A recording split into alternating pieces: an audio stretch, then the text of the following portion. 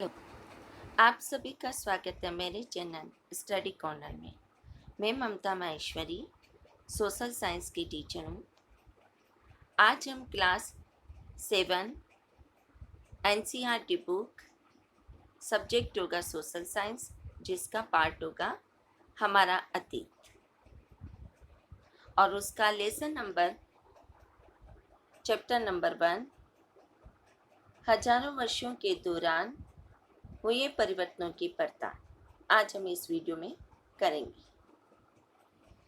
Video को पूरा अंत तक देखते रहिए, सुनते रहिए और समझते रहिए। हम अगर बार बार वीडियो को देखेंगे, समझेंगे, सुनेंगे तो हमें वो पॉइंट्स याद हो जाएंगे और वो टॉपिक याद हो जाएगा जो हमारे पेपर में, एग्जाम में काम आएगा। तो चलते हैं, वीडियो को प्रारंभ करते हैं। तो लेसन का नेम होगा हजारों वर्षों के दौरान हुए परिवर्तनों की पड़ताल। ये जो पिक्चर है वो आप देख रहे होंगे। तो ये पिक्चर जो बनी हुई है वो अरब के निवासी और महान भूगोलवेत्ता अल इद्रिसी की है, जिन्होंने सबसे पहले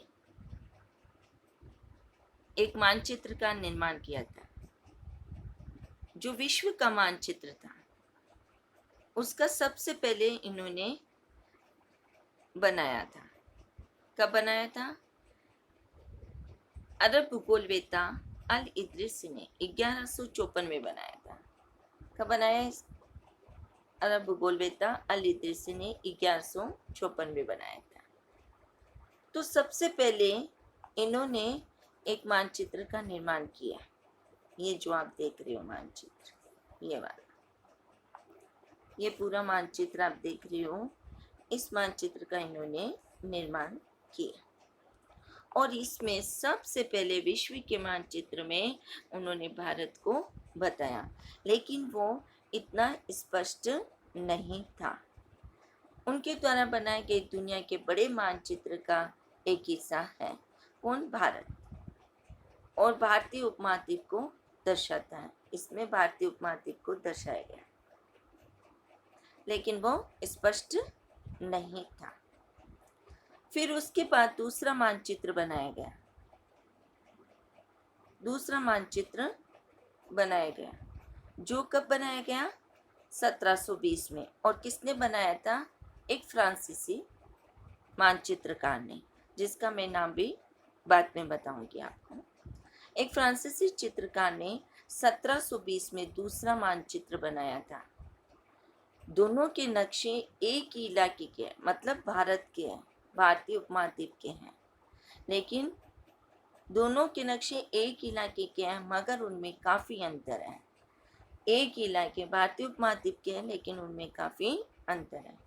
अल इद्रिसी के नक्शे में दक्षिण भारत उस जगह पर है जहाँ हम आज उत्तर भारत को ढूंढते हैं। मतलब दक्षिण भारत, तो अल इद्रिसी का जो नक्शा है उसमें दक्षिण भारत कहाँ दिखाया गया है?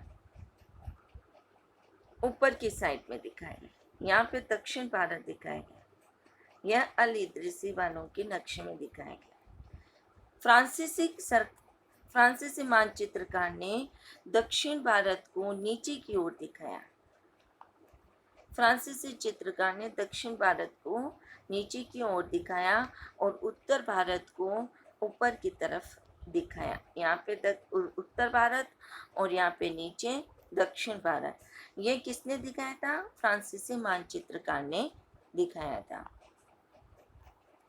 और फ्रांसीसी मानचित्रकार ने जो 1720 में मैप बनाया था, नक्शा बनाया था, मानचित्र बनाया था, वो एकदम मतलब एक स्पष्ट बनाया था कि सब कुछ हमें सही सही समझ में आ सके। जहाँ हम उत्तर भारत ढूंढेंगे वहाँ श्रीलंका का द्वीप ऊपर की तरफ था। ऊपर की तरफ मतलब ये जो अल इद्रिसी वाला मानचित्र था उसमें श्रीलंका ऊपर की तरफ था, और फ्रांसीसी वाले मानचित्र में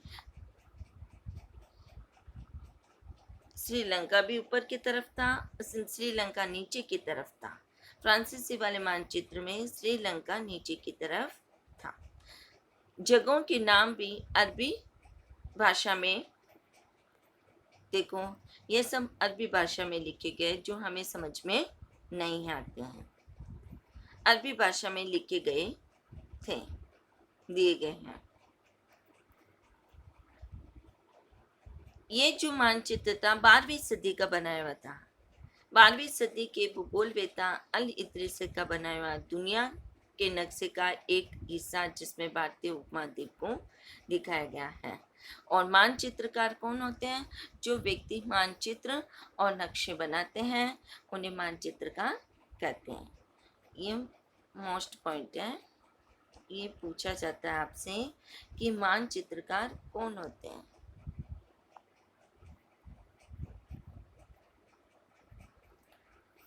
ये जो मानचित्र बनाया गया है वो फ्रांसीसी मानचित्रकार ने बनाया, वो वाला है जिसमें आप देखो इसने भी विश्व के मानचित्र में भारत को एक स्पष्ट रूप से दिखाया था। इसमें देखो, ये देखो श्रीलंका को दक्षिण की तरफ यानी कि नीचे की तरफ दिखाया गया है और अल इद्रिसी वाले मानचित्र में श्रीलंका को ऊपर की तरफ दिखाया गया है। तो यह अंतर था। और फ्रांसीसी मानचित्रकार कौन था? गिवलाम दे लिस्ले। फ्रांसीसी मानचित्र का नाम है गिवलाम दे लिस्ले।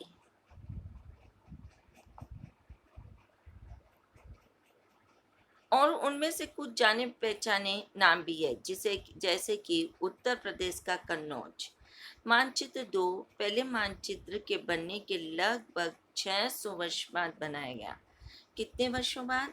600 वर्षों के बाद बनाया गया। इस कालावधि में उपमहाद्वीप के बारे में सूचनाएं काफ़ी बदल गई। यह नक्शा हमें ज़्यादा परिचित लगेगा। उसमें से विशेषकर तटीय इलाकों के बारीक ब्यौरे देखकर आश्चर्य होंगे। यूरोप के नाविक और व्यापारी अपनी समुद्री यात्रा के लिए इस नक्शे का इस्तेमाल करते हैं।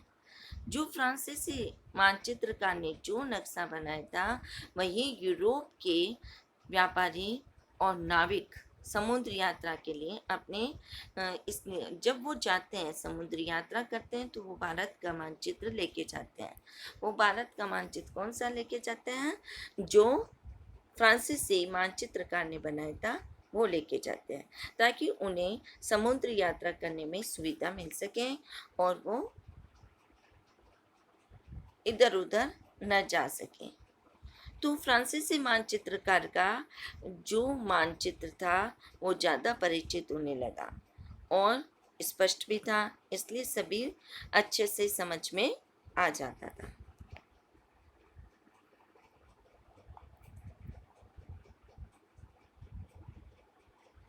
लेकिन अब भारतीय इलाकों पर नजर डालें। क्या इनमें भी उतनी ही ब्यौरे हैं जितने समुद्र तट वाले हिस्से में? गंगा के मार्ग को देखेंगे। आज जो मानचित्र बना हुआ है वो और भी परिवर्तन हुआ हुआ मानचित्र है। जो 1720 का मानचित्र था, जो 1154 का मानचित्र था और आज वर्तमान में जो मानचित्र है उन सब में काफ़ी अंतर मिलेगा। तो इस मानचित्र में तटीय और भीतरी इलाकों के बीच ब्यौरा और बारीकी का जो अंतर है वो आपके ख्याल में उसका क्या कारण है, तो इसके बारे में हम पढ़ेंगे। इतनी ही एक और बात है कि दूसरे युग तक मानचित्र अंकन का विज्ञान भी बहुत बदल गया। मैंने आपको बताया था कि 1154 में जो मानचित्र बनाया अल इद्रिसी अरब के भूगोलवेत्ता ने, और दूसरा 600 वर्षों बाद फ्रांसीसी चित्रकार गिवलाम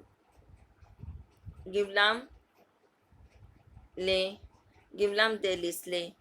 तो इन दोनों में काफ़ी अंतर था। लेकिन आज वर्तमान युग में जो मानचित्र बनाया गया है वो और भी अंतर है। तो इतिहासकार जब बीते हुए युगों के दस्तावेजों, नक्शों और लेखों का अध्ययन करते हैं, इतिहासकार किसका अध्ययन करते हैं? इतिहासकार वित्तीय युगों यानी कि जो हमारे पिछले पुराने बहुत सारे पुराने वर्षों में जो दस्तावेज हुए जिन राजा महाराजाओं के हुए वो देखते हैं, उनके नक्शे देखते हैं, उनके लेख उन्होंने क्या लिखा था, उन्होंने अपने प्रशंसा पत्र में क्या लिखा था, अपने अपने लिए जो भी उन्होंने युद्ध किए थे वो क्या क्या किस किस में लिखे गए थे, ताम्रपत्र में, अभिलेख में, तो वो सभी का अध्ययन कौन करते हैं? इतिहासकार करते हैं। पांडुलिपियों में तो उनके लिए उन सूचनाओं के संदर्भों का, उनकी भिन्न भिन्न ऐतिहासिक पृष्ठभूमियों का ध्यान रखना जरूरी है। अब हमारा पॉइंट आता है नई और पुरानी शब्दावली। नई का मतलब जो अभी हमारे वर्तमान में चल रही है, और पुरानी का मतलब जो वर्षों पहले चल रही थी। पुराने कहते ना कि पुराने जमाने में ऐसे होता था, ऐसे बोलते थे। शब्दावली का मतलब होता है बोलना, म- मतलब उसका वर्ड समझना, शब्दों पर जाना, कौन से शब्द किस तरह बोले जाते थे और आज वही शब्द हम किस तरह बोलते हैं, समझते हैं। तो वो अर्थ में भी परिवर्तन हो गया और बोलने में भी परिवर्तन हो गया। तो हम इस टॉपिक को पढ़ते हैं तब हम हमें समझ में आ जाएगा। अगर समय के साथ साथ सूचनाओं के संदर्भ बदलते हैं, समय के साथ साथ क्या बदल जाते हैं? सूचनाओं के संदर्भ बदल जाते हैं।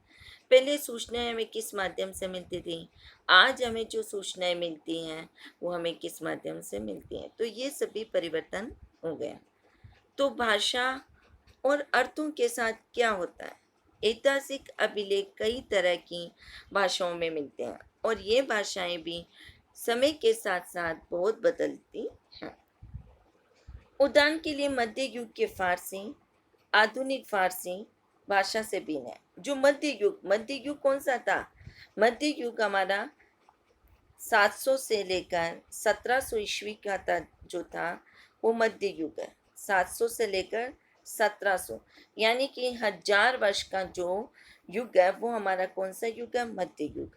और जो हमने पहले पिछली वीडियो हमारी 6 की वीडियो में हम देखना कि जो वो युग है वो पुराना युग है, प्राचीन प्राचीन समय का युग होगा। और जो 8th क्लास में हम पढ़ेंगे वो हमारा आधुनिक युग कहलाएगा, मॉडर्न युग। ये भिन्नता सिर्फ व्याकरण और शब्द भंडार में ही है, ही नहीं आई। समय के साथ साथ शब्दों के अर्थ भी बदल जाते हैं। वो मैंने अभी आपको समझाया था कि जैसे जैसे हमारा समय परिवर्तन होता गया, हमारे शब्दों में भी, हमारे बोलने के उच्चारण में भी और हमारे समझने में भी बहुत परिवर्तन आ गया। उदाहरण के लिए हिंदुस्तान शब्द लेते हैं। हिंदुस्तान शब्द लेते हैं, कौन सा शब्द? हिंदुस्तान। आज हम इसे आधुनिक राष्ट्रीय राज्य भारत के अर्थ में लेते हैं। आज हम क्या कैसे जानते हैं हिंदुस्तान को? भारत के नाम से जानते हैं। कैसे जानते हैं? भारत के नाम से जानते हैं। 13वीं सदी में जब फारसी के इतिहासकार, ये कौन से थे? 13वीं सदी के। और अरब के भूगोलवेत्ता कौन सी सदी के थे? 12वीं सदी के। इतिहासकार मियाज ए सिराज ने हिंदुस्तान शब्द का प्रयोग किया था। सबसे पहले हिंदुस्तान शब्द का प्रयोग किसने किया था और कौन था? वो इतिहासकार मियाज ए सिराज थे और इन्होंने हिंदुस्तान शब्द का प्रयोग किया था। तो उनका क्या अर्थ था? उन्होंने क्यों इस शब्द का प्रयोग किया? तो उनका अर्थ था पंजाब, हरियाणा और गंगा यमुना के, पंजाब हरियाणा गंगा यमुना के बीच में स्थित इलाकों से था। जो गंगा थी, गंगा यमुना के बीच का जो इलाका था, देखो ये वाला,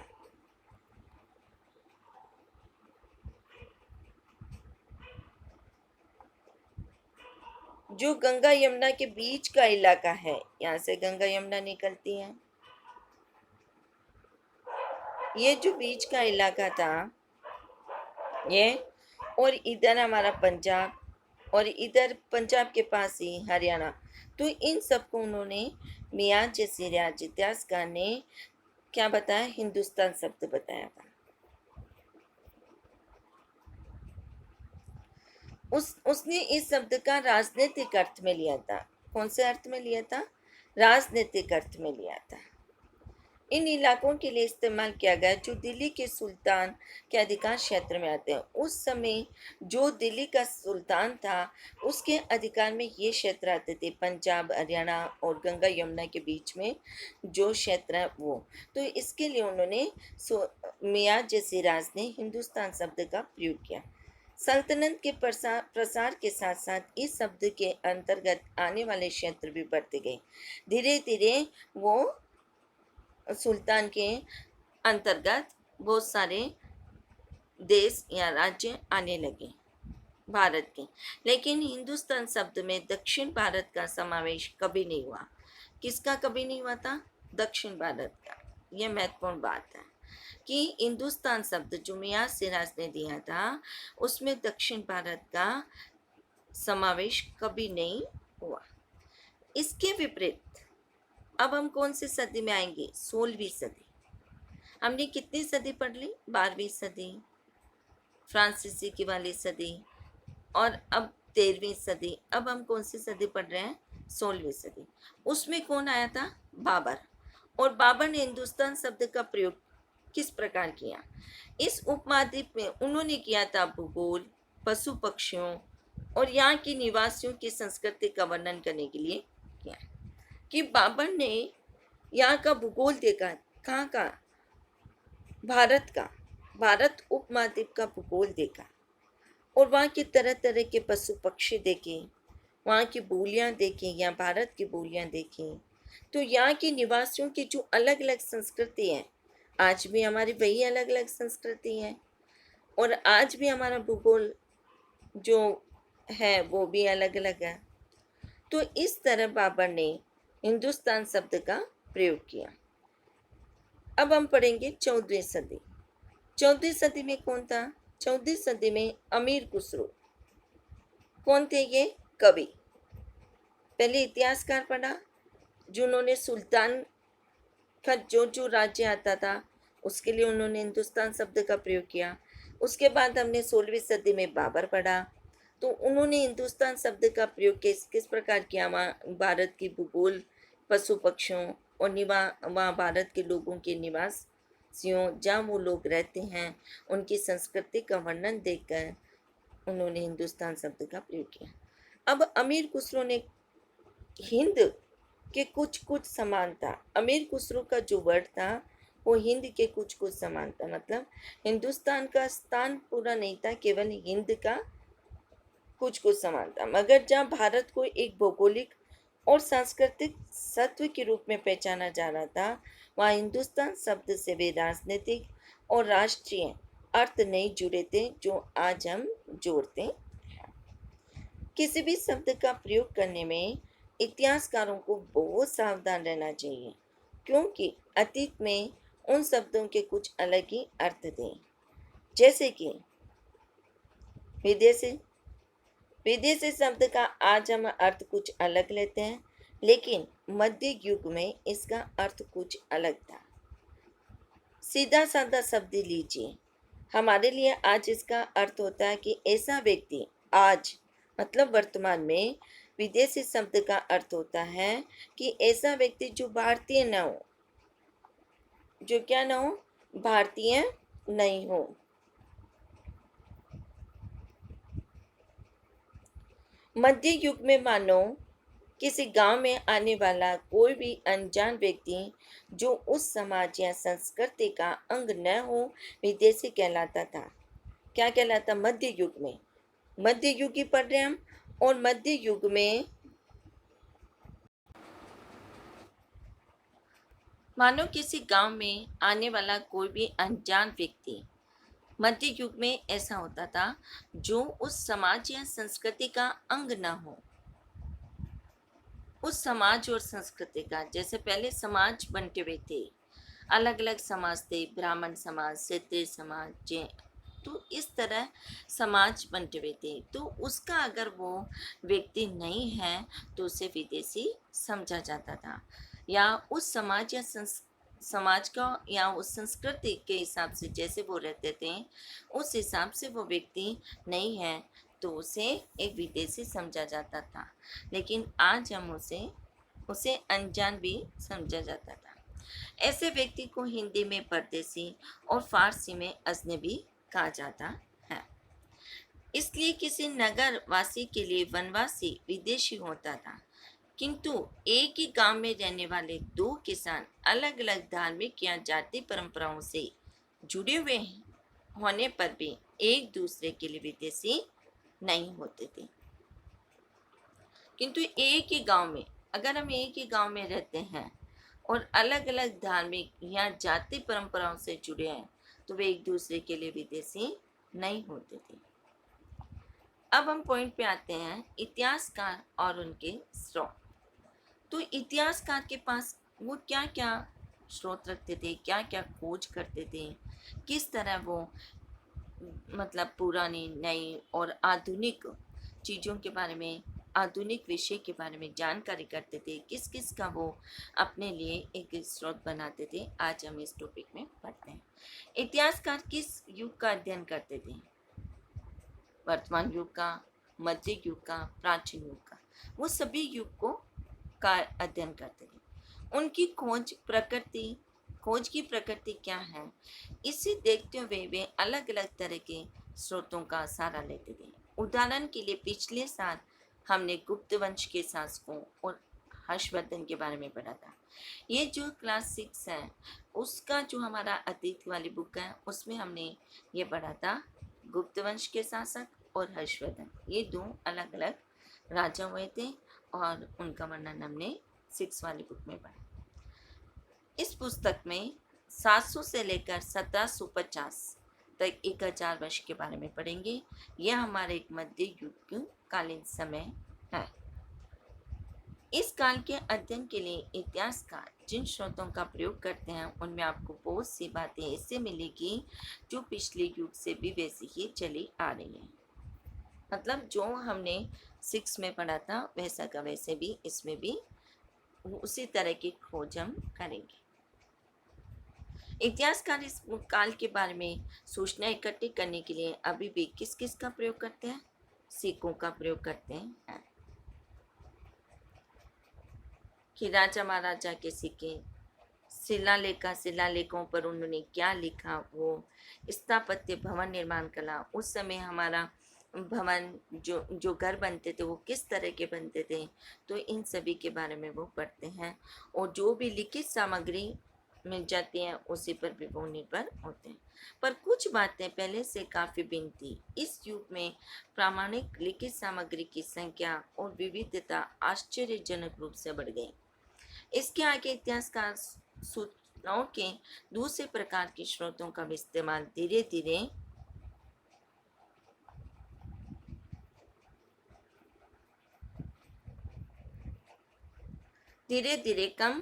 धीरे कम करने लगे।